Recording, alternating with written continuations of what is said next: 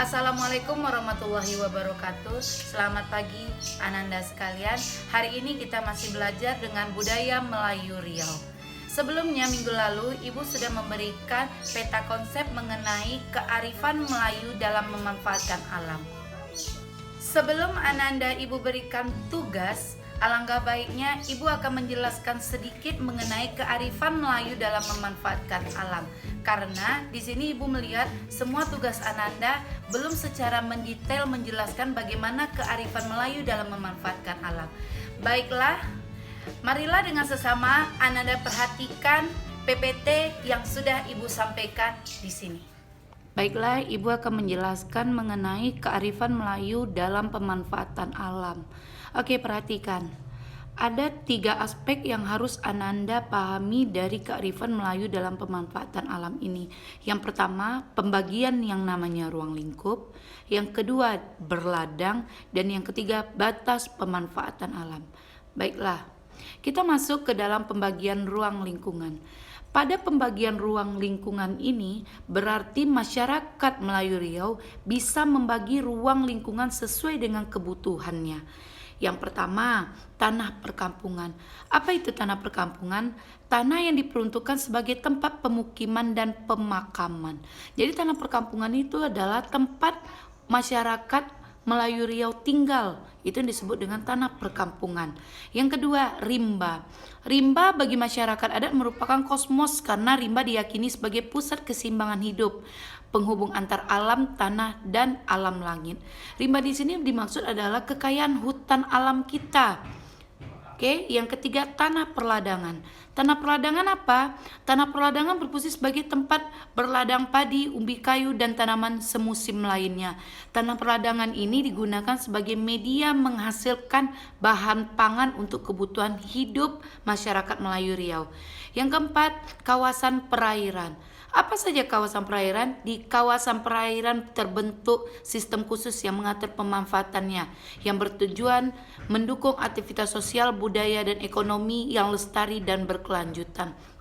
Kawasan perairan ini sama seperti halnya pada masyarakat Melayu daerah pinggiran. Ini merupakan kawasan perairan untuk mencari aktivitas sosial, hubungan antara kampung ke satu dengan kampung yang lainnya, nilai budaya, dan untuk memajukan ekonomi.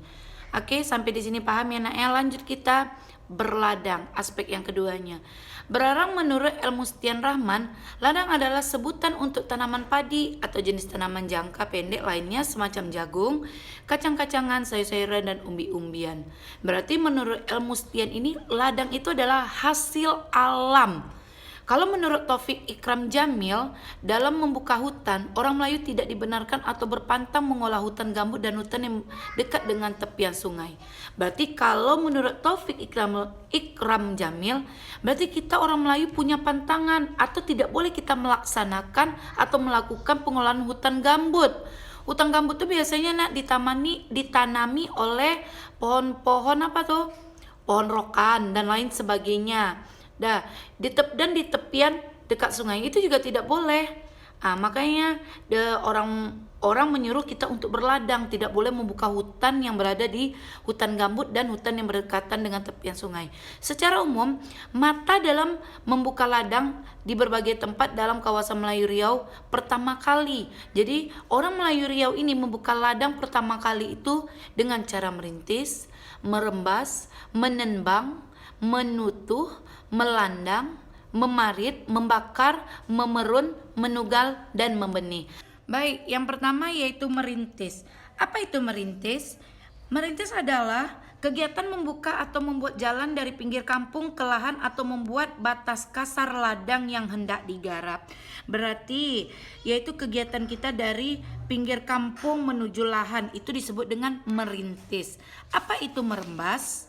Merembas adalah menebas semak-semak. Sekali pancung pada bagian atasnya tidak ada pangkal semak. Berarti merembas ini membersihkan semak-semak. Yang ketiga, menebang. Menebang apa? Pohon-pohon kecil ditebang secara gantung, tidak mesti harus tumbang. Berarti pucuknya saja bisa, berarti kita menebang. Yang keempat, menutuh. Apa itu menutuh? Cabang maupun ranting yang tumbang bersama pohon dipotong kemudian dikumpulkan di tengah lahan.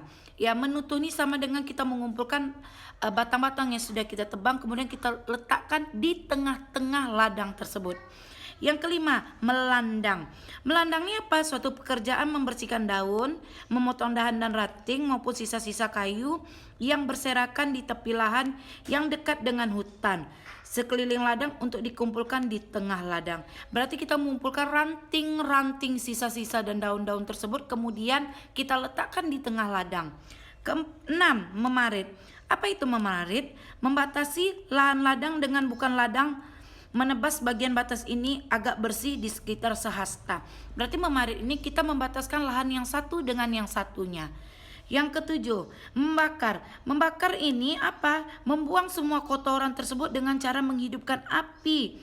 Tetapi orang Melayu selalu mempertimbangkan arah mata angin supaya tidak membakar lahan yang lainnya. Kedelapan, memerun.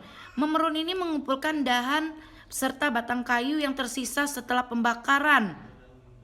Kemudian galang pembatas antara jenis-jenis padi yang akan ditanam.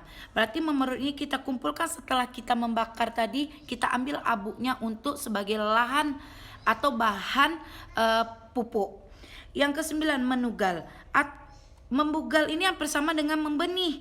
Membenih ini biasanya dilakukan oleh para laki-laki. Dan membenih ini cara menanam menanam bahan yang akan kita buat untuk bahan berladang. Oke, masuk kita aspek yang ketiga, cara pemanfaatan alam. Pemanfaatan alam lingkungan pada satu sistem hampir sejalan dengan pemanfaatannya.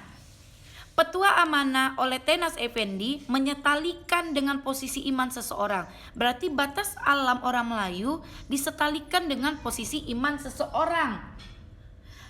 Yang maknanya adat hidup orang beriman, atau menjaga laut dengan laut, atau menjaga kayu dengan kayan, atau menjaga binatang dengan hutan. Maksudnya di sini apa? Berarti kita seimbangkan apa yang kita butuhkan dengan apa yang kita keluarkan.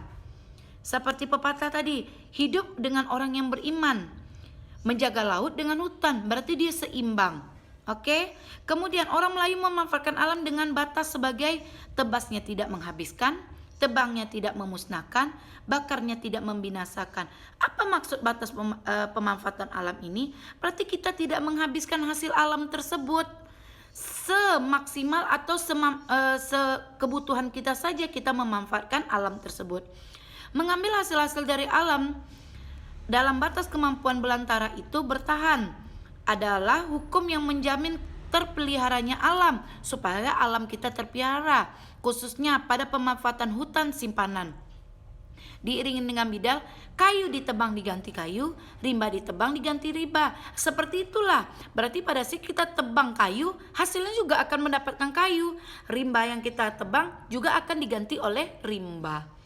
Oke, sampai di sini Ibu ucapkan terima kasih. Nanti silakan Ananda catat menjadi satu resume hasil materi yang telah Ibu sampaikan di PPT ini. Oke, berarti Ananda sudah bisa memahami kearifan Melayu dalam memanfaatkan alam. Berarti tugas Ananda silakan catat kembali hasil PPT yang telah Ibu buat di dalam buku catatan. Setelah Ananda mencatat atau meringkas semua materi yang sudah Ibu sampaikan, akan ada nanti evaluasi yang akan Ibu berikan kepada Ananda sekalian. Selamat mengerjakan. Ibu berharap Ananda sekalian bisa memahami kearifan Melayu dalam memanfaatkan alam. Terima kasih Ibu ucapkan. Assalamualaikum warahmatullahi wabarakatuh.